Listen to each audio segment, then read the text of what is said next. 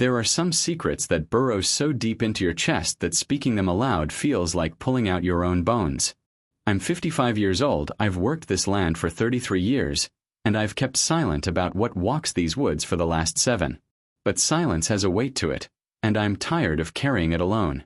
So I'm going to tell you what I saw, what I recorded, what I came to understand about the thing they call the Wendigo, and what it taught me about the distance between monster and man.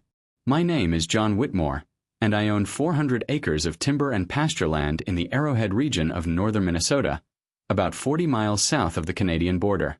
It's the kind of place where winter lasts 7 months, where your nearest neighbor is 6 miles down a dirt road that becomes impassable from November to April, and where the silence is so complete you can hear your own heartbeat echoing back from the tree line. My wife Sarah and I moved here in 1992, young and full of that romantic notion that we could live off the land, raise some cattle, cut timber, and build something honest with our hands. For 18 years, that's exactly what we did. Sarah died in the winter of 2010. Pancreatic cancer. By the time they found it, she had maybe 3 months. She lasted 2. I buried her in the small cemetery in town, under a granite stone that says, "She loved this land." And I came back to the farm to figure out what the hell I was supposed to do with the rest of my life. I was 42 years old and completely alone for the first time since I was 19. The first few years after she passed are a blur of work and whiskey. I threw myself into the farm with a kind of desperate energy, working from dawn until I was too exhausted to think. I expanded the cattle operation, cleared new pasture, rebuilt the barn that had been sagging since before we bought the place. Anything to keep my hands busy and my mind quiet. The isolation that had felt romantic when Sarah was alive became something else entirely. A kind of prison made of pine trees and snow. It was the winter of 2018 when things started to change. I just turned 50, and I was settling into a routine that was sustainable if not particularly meaningful. I had 30 head of cattle, enough timber contracts to keep me comfortable, and a life that consisted of work, sleep, and the occasional trip to town for supplies and human contact. I'd made peace with the loneliness, or at least I thought I had. January that year was brutally cold, even by our standards. Temperatures stayed below 0 for 3 straight weeks, with wind chills pushing -40. The kind of cold that makes the trees crack like rifle shots in the middle of the night, that freezes diesel fuel and makes your breath crystallize in the air before you can exhale it completely. I was burning through firewood at twice my normal rate, and I'd started keeping the cattle closer to the barn, in a sheltered pasture where I could monitor them more easily. That's when I lost the first calf. I went out for morning feeding on a Thursday and found it gone. Not dead gone. I found tracks in the snow leading from the pasture into the tree line, and blood. Not a lot, but enough to paint a picture. I assumed wolves. We get them up here, though they usually stay clear of livestock if there's enough deer. But a hard winter makes animals desperate. I reinforced the fencing, set up some motion-activated lights, and figured that would be the end of it. It wasn't. 2 weeks later, another calf disappeared. Then a week after that, a yearling heifer. Same pattern each time. Tracks leading into the woods, some blood, but never a carcass. Wolves don't do that. They kill and feed on sight, or they drag the body a short distance. They don't carry off 600-pound animals without leaving a trail of evidence. I started losing sleep. I'd lie in bed listening to the wind and the creaking of the house, and I'd think about what could take down cattle like that. Bears were hibernating. Wolves weren't strong enough. Mountain lions don't live this far north. And whatever it was smart. It avoided the lights, stayed away from the barn, and only took animals from the far corner of the pasture, where the woods pressed closest. On a Tuesday night in February, I heard it for the first time. I'd been asleep maybe 2 hours when something woke me. Not a sound exactly, but the absence of sound. Everything had gone completely silent. No wind, no trees settling, nothing. And then I heard it, a call from somewhere deep in the forest. It wasn't like anything I'd ever heard before. It started low, almost like a moan, and then rose in pitch until it became something between a shriek and a whistle. It lasted maybe 5 seconds, and then silence crashed back down like a physical weight. I sat up in bed, my heart hammering, every nerve in my body screaming that something was very, very wrong. That sound wasn't animal. It wasn't human either. It was something else entirely, and it was close enough that I could hear it clearly through the walls of my house. I got up, pulled on my boots and coat, grabbed my rifle, and went to the window. The moon was full that night, bright enough to cast shadows across the snow. I could see the pasture, the barn, the edge of the tree line. Everything looked normal, peaceful even. But I knew something was out there. I could feel it watching. That's when I decided to set up the cameras. I drove into town the next morning and bought 6 trail cameras from the sporting goods store. The kid behind the counter was maybe 20, and he got excited when I told him I was trying to catch whatever was killing my cattle. Probably a wolf pack, he said with the confidence of someone who's never spent a winter alone in the woods. You get some good footage, you should send it to the DNR. They like to track pack movements.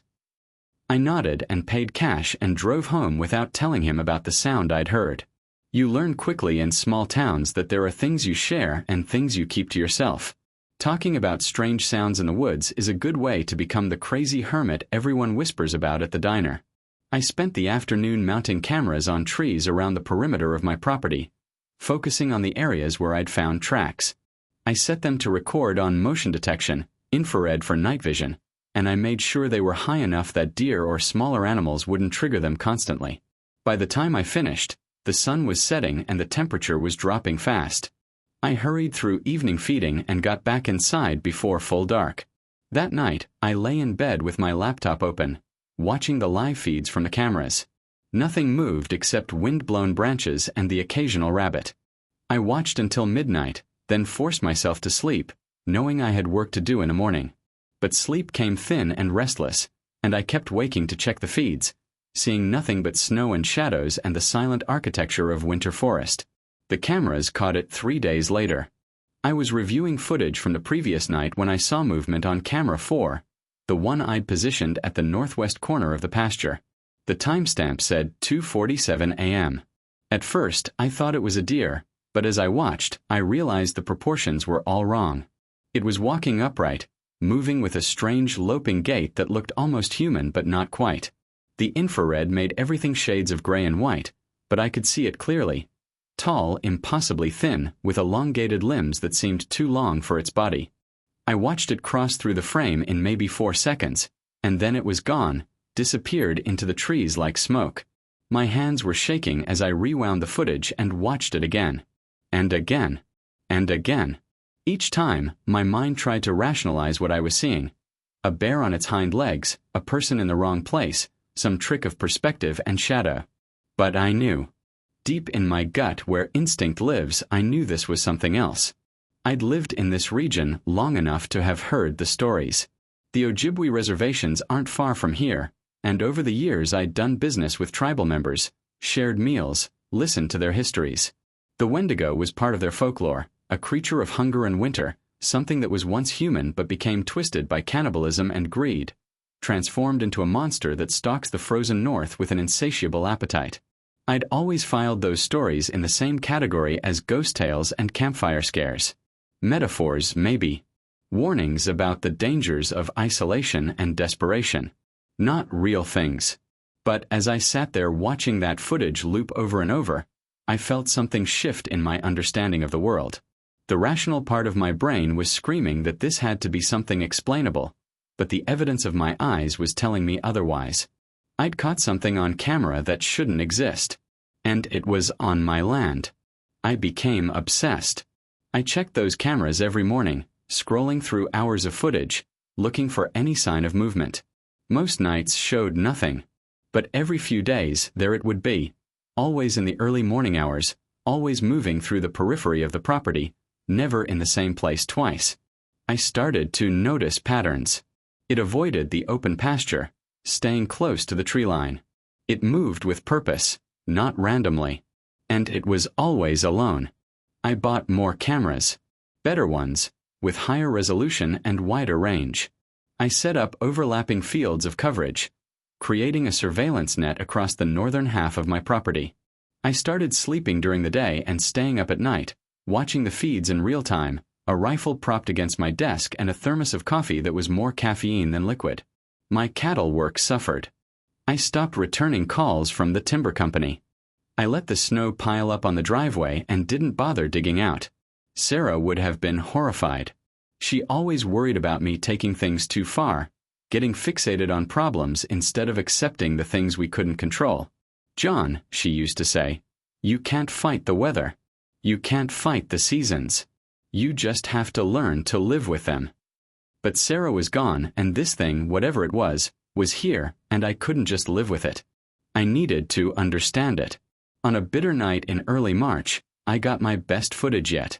Camera 7, positioned deep in the woods along what I thought might be a travel route, caught the creature moving directly toward the lens. For almost 10 seconds, I had a clear view. It was humanoid but grotesquely distorted, its limbs too thin, its torso elongated, its head crowned with what looked like antlers or twisted bone. Its movements were jerky, almost mechanical, like stop-motion animation. And its eyes, even in the infrared I could see its eyes. They caught the camera's light and reflected back with an intensity that made my skin crawl. I watched that footage maybe 100 times that night. I took screenshots, enhanced the images, tried to capture every detail. And then, without really thinking about what I was doing, I started to cry. Not from fear, though there was fear, but from something else. Recognition, maybe. Or loneliness. Because looking at that creature, at the way it moved through those woods with such obvious isolation and purpose, I saw something familiar. Something that reminded me of myself. Spring came slowly that year, the way it always does in the north. The snow receded grudgingly, leaving behind mud and dead grass and the skeletal remains of another winter. By April, I could get the truck all the way to the main road again without chains, and the cattle were back to their normal pasture rotation. I'd lost 5 head total over the winter, which was catastrophic by any reasonable measure. But I couldn't bring myself to care much about the economic loss. My mind was elsewhere. I'd compiled hours of footage by then. I'd cataloged every appearance, mapped the locations, noted the times and weather conditions. I'd created what Sarah would have called an unhealthy obsession and what I called research. I still hadn't told anyone what I'd captured. Who would I tell? The sheriff? The DNR? They'd think I'd lost my mind. Hell, maybe I had. But there was one person who might understand. Thomas Bearwalker was a tribal elder I'd known for 15 years, since he'd helped me navigate the complexities of a timber lease on land adjacent to the reservation. He was in his 70s, a man who moved slowly and spoke carefully, and he'd told me stories over the years about the old ways, the beliefs that his grandparents had carried. I'd always listened respectfully but skeptically. Now I needed his knowledge. I found him in late April at the Tribal Community Center, working on a canoe restoration with a group of younger men. When he saw me, he nodded and set down his tools, and we walked outside without needing to exchange pleasantries. Thomas had always understood silence. "You look like hell, John," he said when we were alone.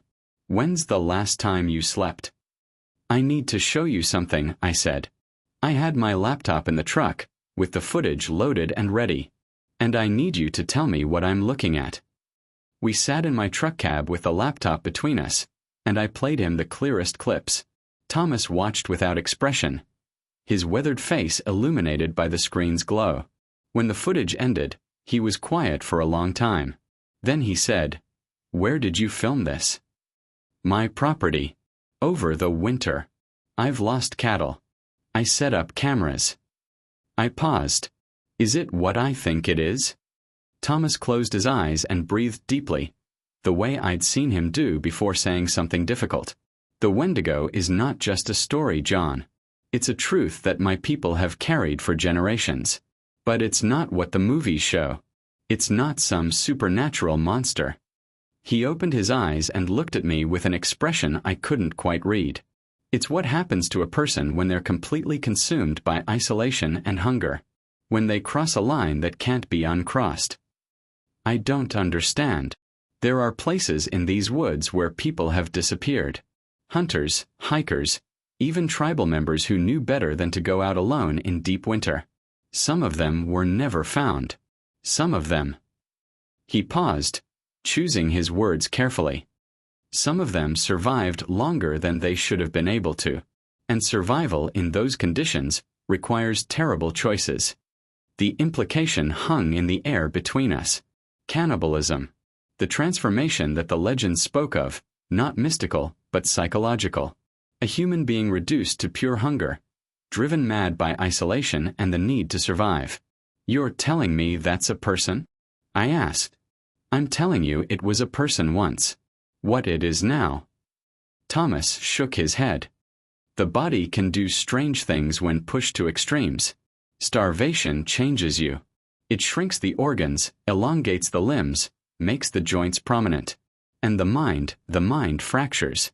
What you're seeing might be someone who's been lost in these woods for years, maybe decades, living like an animal, hunting to survive." I thought about the footage, the way the figure moved, the intelligence behind those eyes. Could someone survive that long out there? The woods provide if you know how to read them, and if you're willing to do what needs to be done. Thomas put his hand on my shoulder. "John, you need to leave this alone. This isn't something you want to involve yourself with. These things, people, they're dangerous. Not because they're evil, but because they're broken in ways that can't be fixed." But I couldn't leave it alone. Over the following weeks, as spring bloomed across the property and the world came back to life, I found myself thinking about what Thomas had told me. A person. Not a monster from folklore, but a human being who'd become something else through trauma and survival. Someone who was alone in these woods the way I was alone in my house. Someone who'd lost everything and found a way to keep existing, even if that existence was barely recognizable as life. I started leaving food. It felt absurd even as I did it, but I couldn't shake the impulse. I'd take scraps from my own meals, meat, bread, whatever I had extra, and I'd leave them at the locations where the cameras had caught movement. Not close to the house. I wasn't stupid. But out in the woods, at the boundaries of my property, where this person or creature or whatever it was seemed to travel. The food was always gone by morning. I told myself it could be any animal, but I knew better. The cameras caught glimpses, shadows moving at the edge of the frame, the food disappearing in moments. And slowly, imperceptibly, the pattern changed. The figure started appearing closer to where I left the offerings. Not approaching directly but present. Watching from the darkness with those luminous eyes. I should have been terrified. Maybe I was. But more than fear, I felt something else. Curiosity, compassion, and a strange sense of kinship with this lost soul wandering the same wilderness that had become my prison. Summer arrived with black flies and humidity that made the air feel solid. I spent my days doing the work that had piled up during my winter obsession, repairing fences, rotating cattle, cutting hay for next season. But my nights were devoted to the cameras and the woods and the presence I'd come to think of as my shadow companion. I'd stopped losing livestock. Whatever had been taking my cattle through the winter seemed satisfied with the food I was leaving. Or maybe it was just coincidence. Seasonal changes in behavior and available prey. I didn't know, and I'd given up trying to rationalize everything. Sometimes you just have to accept mystery. I upgraded my camera system again, adding thermal imaging to complement the infrared. The thermal cameras painted the world in colors of heat, red and yellow for warm bodies, blue and purple for the cold ground and trees. When the figure appeared, it registered cooler than I expected, somewhere between ambient temperature and living warmth. Like someone with hypothermia, their body temperature dropped to dangerous levels. It was more evidence for Thomas's theory. This wasn't something supernatural. This was someone or something surviving in conditions that should have killed them long ago. One night in July, I made a decision that Sarah would have called reckless and I called necessary. I took food into the woods myself, not just leaving it and retreating to safety, but actually walking into the forest where the cameras had shown the most activity and waiting. I went just after sunset, when there was still enough light to see but darkness was gathering fast. I carried a backpack with bread, dried meat, and fresh vegetables from my garden. I also carried my rifle, though I wasn't sure what good it would do if this went wrong. I walked to a small clearing about half a mile from the house, a place where 3 game trails intersected and where I'd caught dozens of brief glimpses on camera. I set the backpack in the center of the clearing and backed away to the tree line. Then I sat down with my back against a large pine and waited. The mosquitoes found me immediately, whining around my ears and landing on any exposed skin. I didn't swat them. I barely breathed. I just watched and listened as the forest settled into its nighttime rhythms. 2 hours passed. The sky went from purple to black, and stars emerged in the gaps between branches. An owl called somewhere to my left. Small animals rustled through the undergrowth. The temperature dropped, and I pulled my jacket tighter. My legs cramped from sitting still, but I didn't move. Then, just when I was starting to think this was a fool's errand, I heard it. Footsteps. Not the quick, light steps of a deer or the padding of a predator. Slow, deliberate steps. Bipedal. Human almost. The figure emerged from the darkness on the opposite side of the clearing. In the dim starlight, I could barely make out its silhouette. Tall, thin, moving with that distinctive jerky gait I'd seen on camera. It stopped at the edge of the clearing, clearly aware of my presence. We regarded each other across maybe 30 feet of empty space, and I had the overwhelming sense that I was being evaluated, measured for threat. I didn't move. I kept my hands visible, away from the rifle. I tried to project calm, though my heart was hammering so hard I could feel it in my throat. This close, I could see more detail than any camera had captured. The figure was male, I thought, or had been. Skeletal thin, with skin darkened by exposure and stretched tight over prominent bones. Its face was gaunt, inhuman in its severity, but still recognizably a face. And its eyes, God, its eyes were aware. Intelligent. Afraid. We stayed like that for what felt like an eternity but was probably less than a minute. Then the figure moved, crossing the clearing in 3 long strides.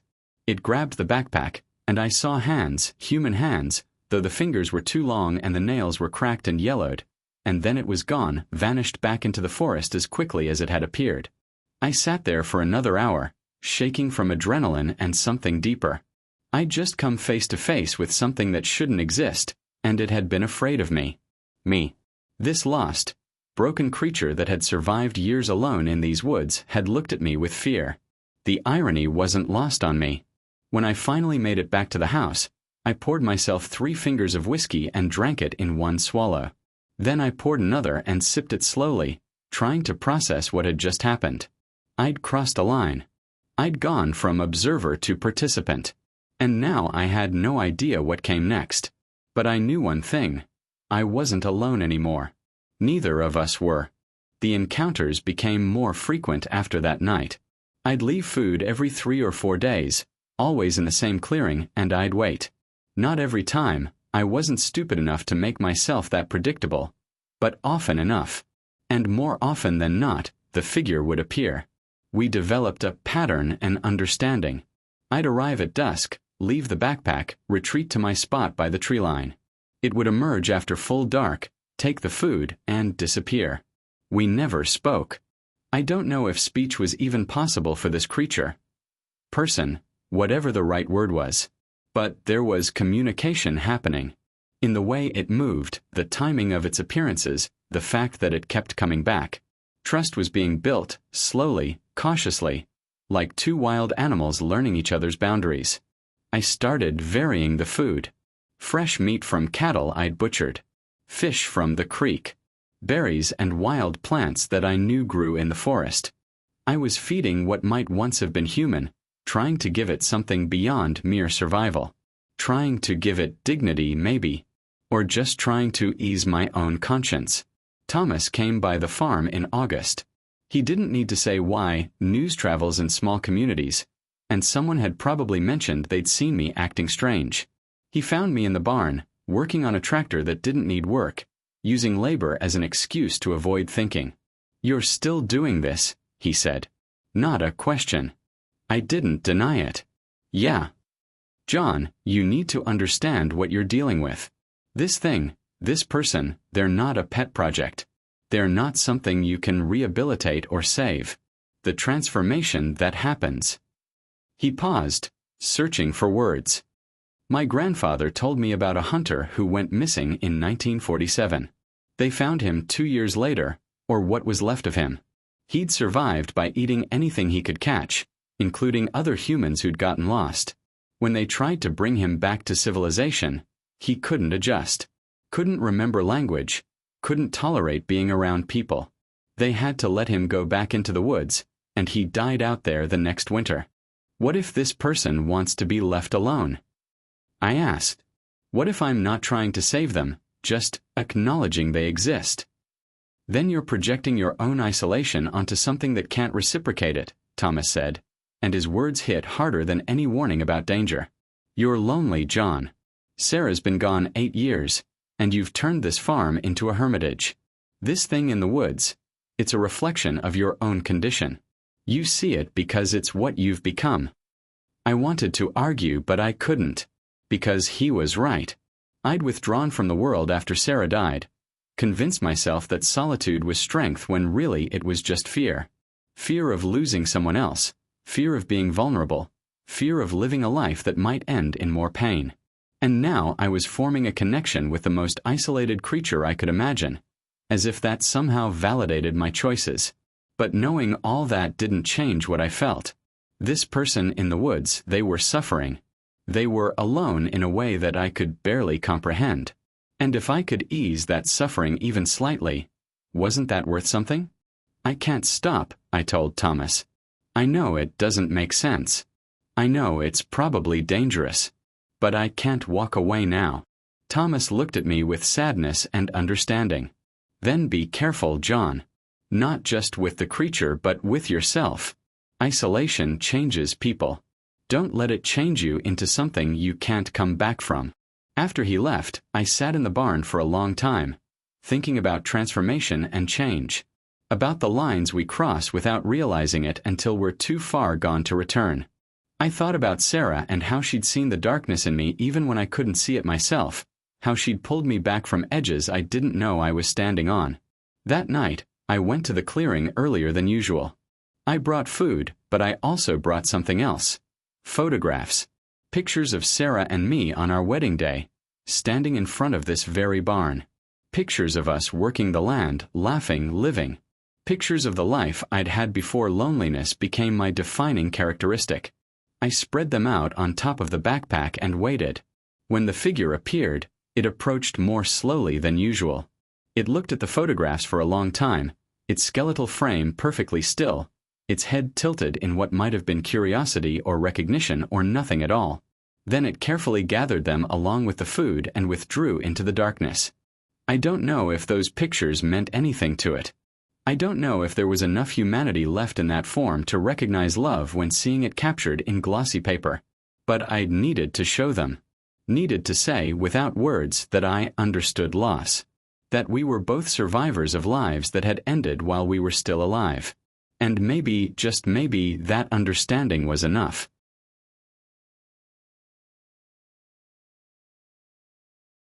September brought the first frost, and with it, a shift in the atmosphere.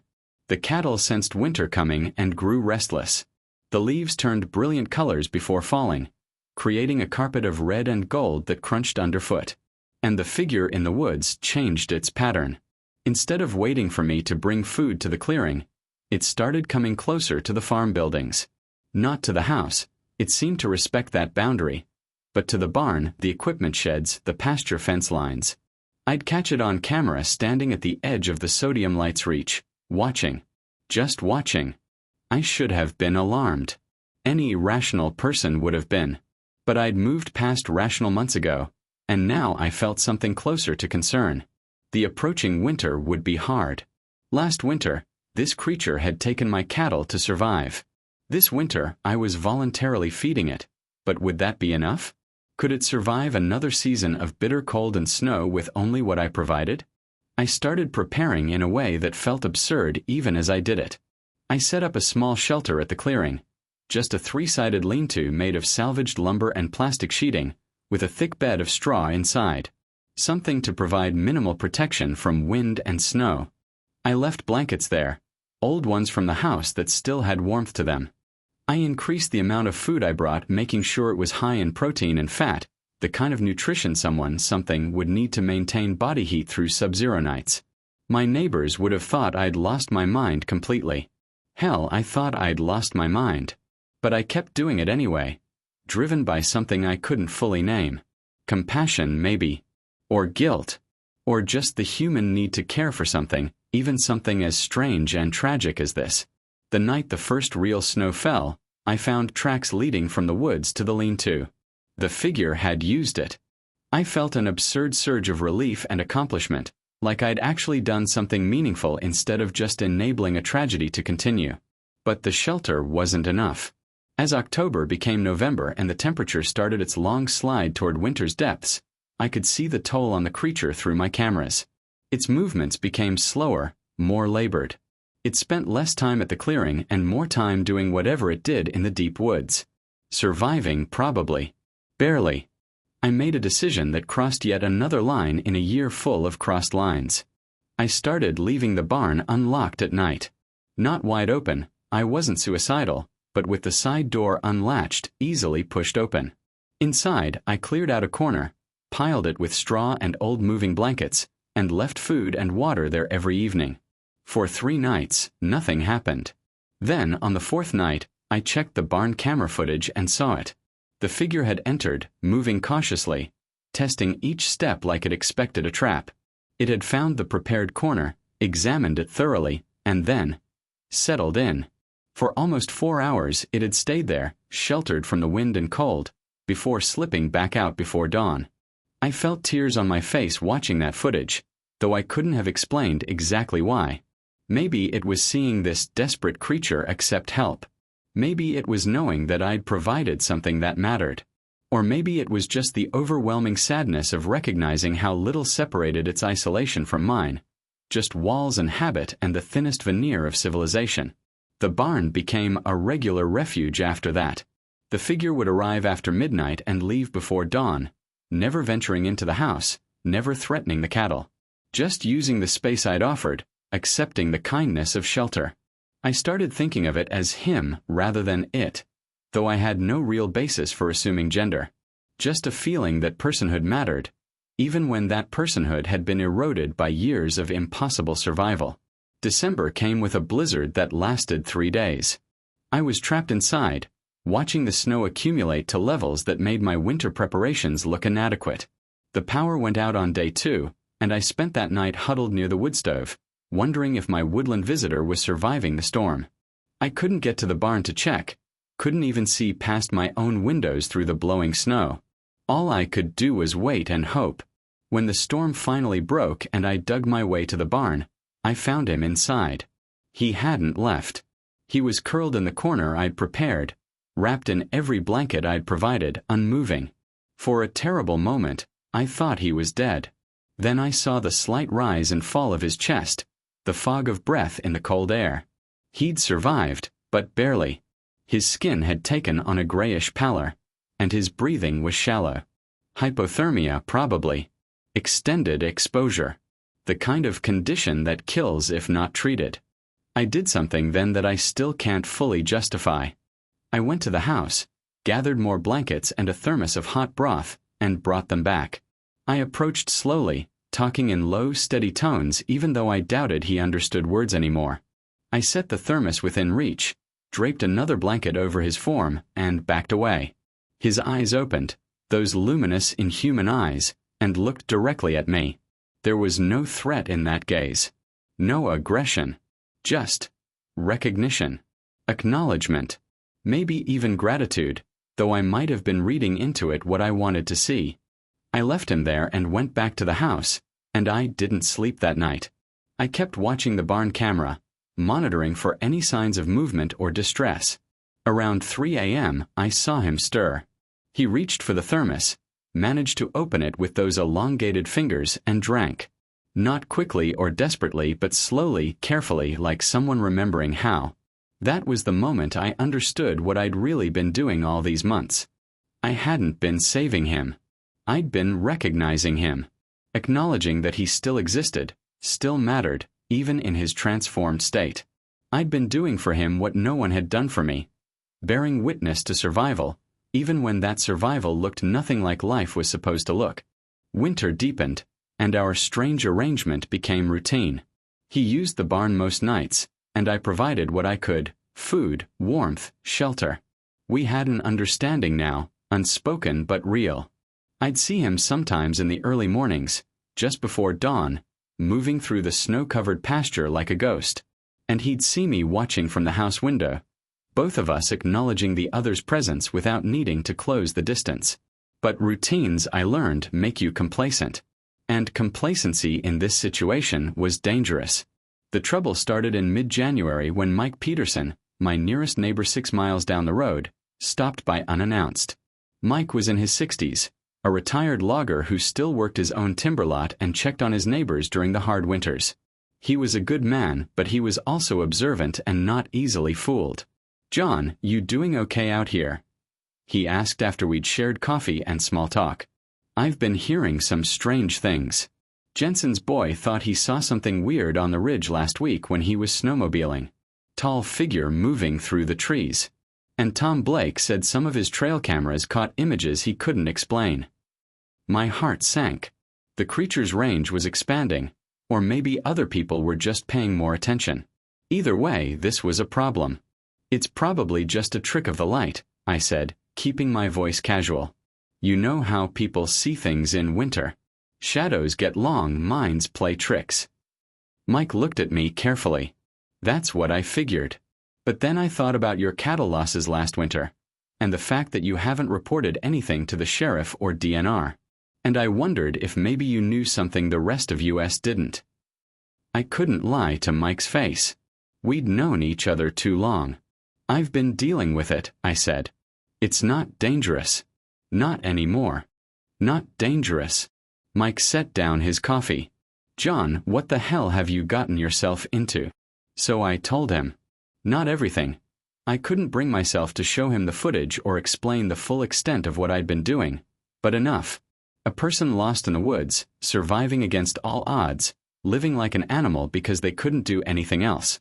Someone who needed help more than judgment. Mike listened without interrupting, and when I finished, his face was grim. "John, you can't keep this quiet. If there's someone living wild on your property, that's a matter for search and rescue, social services. Hell, maybe even law enforcement. This isn't your responsibility." "And what do you think they'll do?" I asked. "Hunt him down. Capture him. Put him in a facility where he'll die within a week because he can't adapt? This person has been surviving out there for years, Mike. Years. They're not going to thank us for rescuing them. They might not be capable of knowing what's best for them." "And we are." I shook my head. "I'm not keeping him prisoner. I'm just providing a choice. Food and shelter if he wants it, the woods if he doesn't. That's more than anyone else has offered." Mike left without agreeing but without disagreeing either. And I knew with sinking certainty that my secret was no longer secure. Word would spread. People would come looking. And when they found what I'd been hiding, everything would change. I was right to worry. 2 weeks later, a DNR officer showed up with a local deputy. They'd received reports of unusual activity, possible dangerous wildlife, and they wanted to investigate. I let them search the property. I didn't have much choice, but I'd warned him off the night before by not leaving any food, and he'd had the sense to stay away from the barn. They found nothing concrete. Some unusual tracks, but nothing definitive. The cameras I showed them had been carefully edited, showing only glimpses that could be explained away as deer or shadows. They left with promises to return if there were any more reports, and I knew I was living on borrowed time. That night, I went to the clearing for the first time in weeks. I didn't bring food. Instead, I brought a flashlight and my phone, and I waited until he appeared. When he did, standing at the edge of the light's reach, I pulled up the photos I'd taken of the DNR officer and deputy and showed them to him, then gestured expansively at the woods. I don't know how much he understood, but his head tilted, and he looked from the phone to the forest and back, and then he melted into the darkness. He didn't come to the barn that night, or the next, and I wondered if I'd just saved his life or destroyed the only connection he had left to anything resembling humanity. February was a month of waiting and worry. He stayed away from the barn and the clearing, and I had no way of knowing if he was even still alive. The cameras caught occasional glimpses deep in the forest, but they were infrequent and distant. He'd gone back to full isolation, and I'd driven him there by trying to protect him. The guilt was crushing. I'd involved myself in his existence, created dependency or at least routine, and then I'd disrupted it out of fear of what other people might do. I'd become exactly what I'd been trying to avoid, someone who made decisions for another being without their consent or understanding. I stopped sleeping well again. I'd lie awake thinking about him out there in temperatures that regularly hit 20 below, wondering if each night would be his last.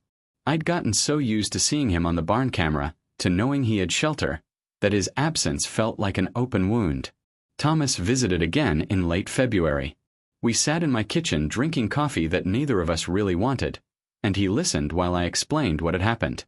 When I finished, he was quiet for a long time. "You did the right thing warning him off," he finally said. "If they'd found him, captured him, that would have been worse than death. At least out there he has agency. He has choice." "Does he?" I asked. "Or did I just trade one kind of cage for another?" At least in the barn, he was warm. "John, you need to understand something. The stories we tell about the Wendigo, they're not just about transformation. They're about the cost of survival. What we give up to keep living. And sometimes, the only kindness we can offer is to let someone survive on their own terms, even if those terms are harsh." "I'm not sure I can do that," I admitted. "I'm not sure I can just let go." "Then you need to ask yourself what you're really holding on to. Him. Or something else." The question haunted me for days. What was I holding on to? A project? A purpose? Or just the illusion that I wasn't as alone as I felt? Maybe Thomas was right. Maybe I'd been using this creature's suffering to avoid confronting my own. Spring came early that year, an unexpected gift of warm days and rapid snowmelt. By mid-March, I could see bare ground in the pastures, and the cattle were getting restless for fresh grass. I threw myself into farm work with renewed energy, trying to use physical exhaustion to quiet my thoughts. And then, on a mild evening in late March, I found him waiting by the barn. He looked worse than I'd ever seen him. Thinner, if that was possible, with fresh injuries that suggested a hard winter. But he was there, standing in the last light of day, making no attempt to hide or flee. Just there. I approached slowly, hands empty and visible. When I got close, I could see his eyes properly for the first time without night vision or distance. They were human eyes. Damaged, yes. Haunted, absolutely. But human. There was intelligence there, and pain, and something that might have been hope or might have been resignation. We stood there for maybe 5 minutes just looking at each other.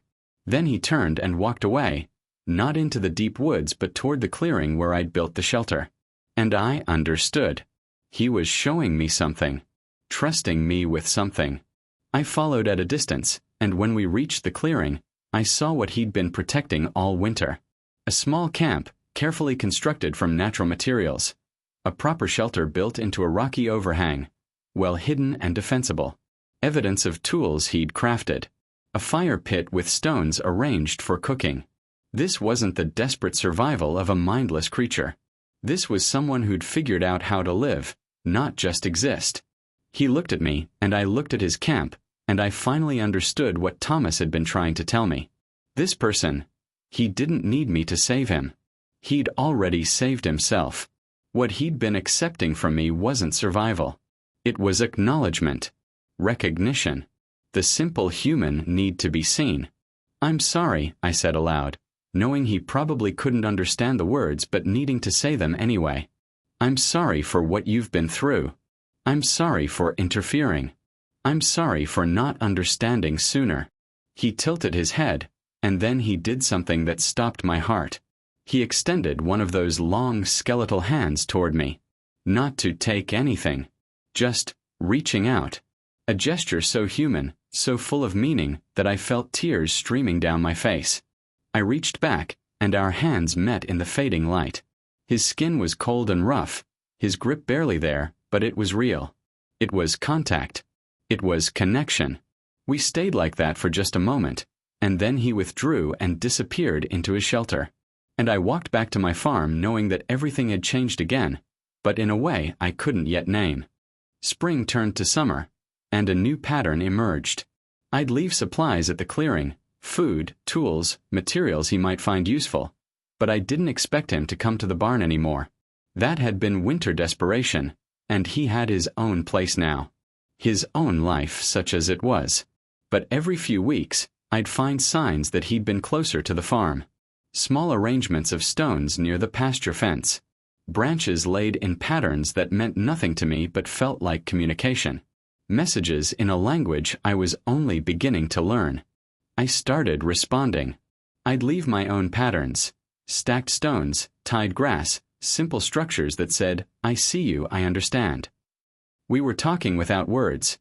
Two isolated beings finding a way to acknowledge each other's existence across a divide that should have been unbridgeable. The farm work that summer was good. The cattle were healthy, the hay grew thick and tall, and I had the best timber harvest in years.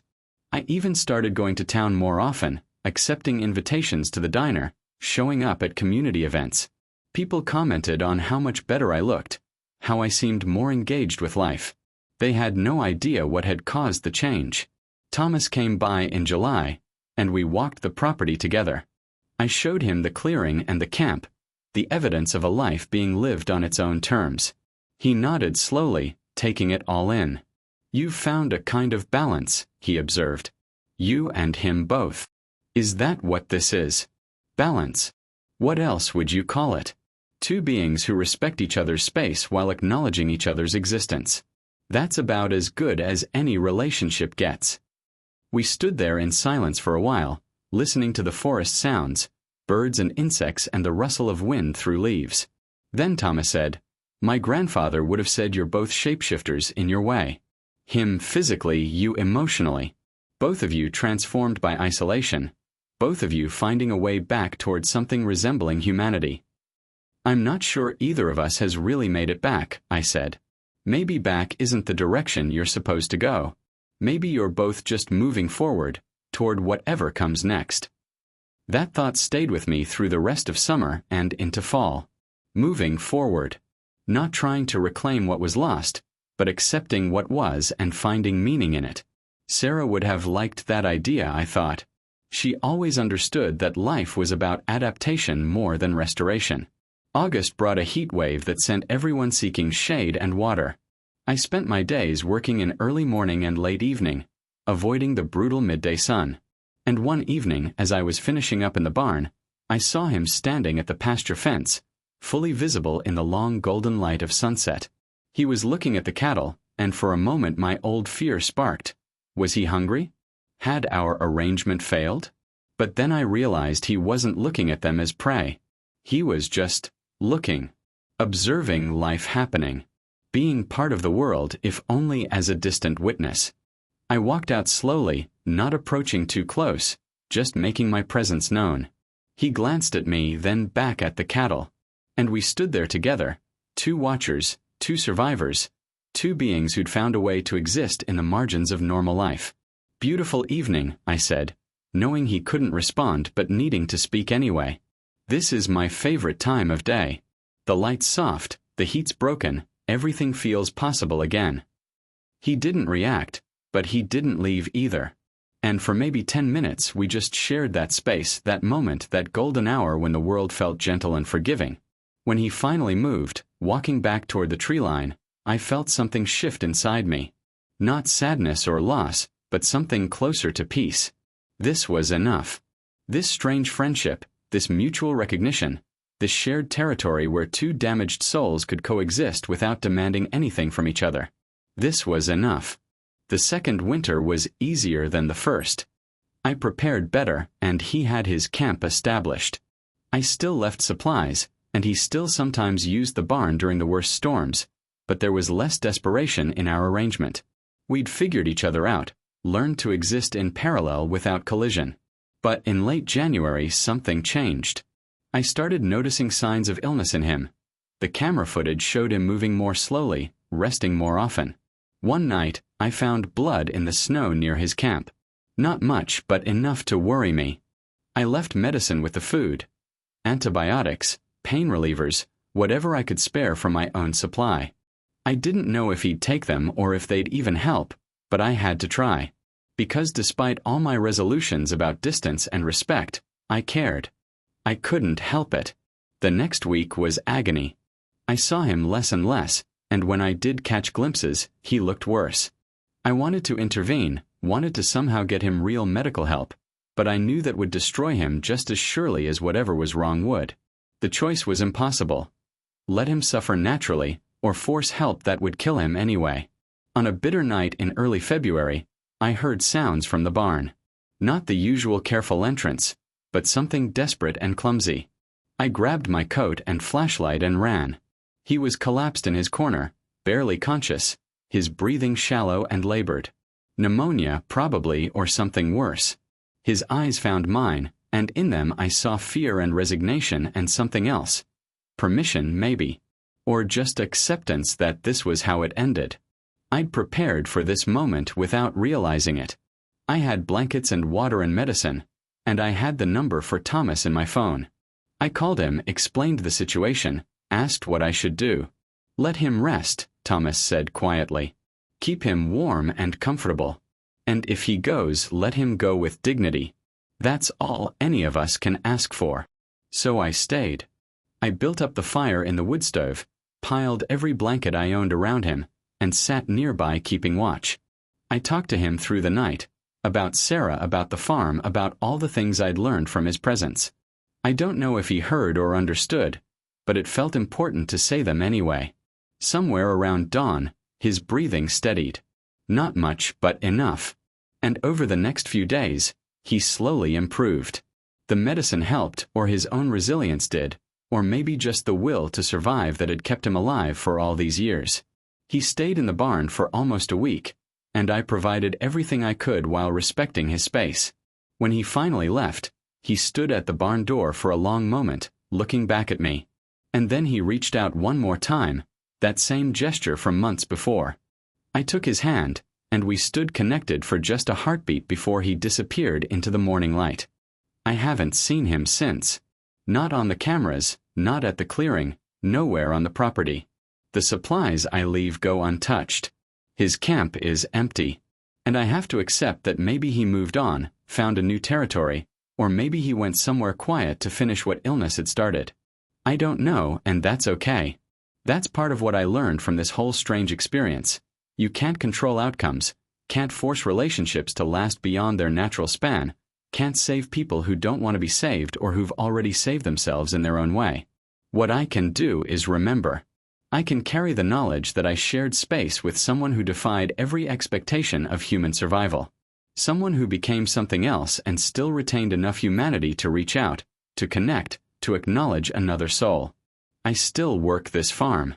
I still live in this house that Sarah and I built together. But I'm not as alone as I was. Not because he's still here, but because he was here, and that changed me in ways I'm still discovering.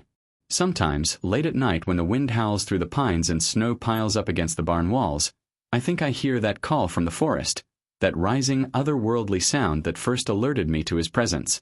And whether it's memory or imagination or something real, it reminds me that wilderness takes many forms.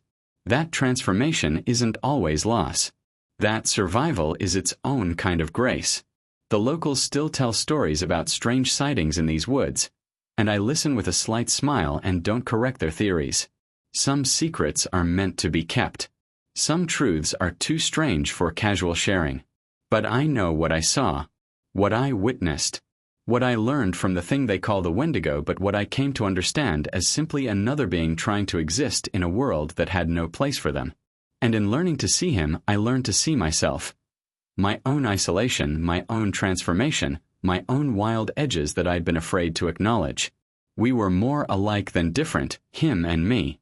Both changed by loss, both surviving in our own ways, both learning that connection doesn't require proximity, that care doesn't require comprehension, and that sometimes the greatest kindness is just bearing witness to another's existence.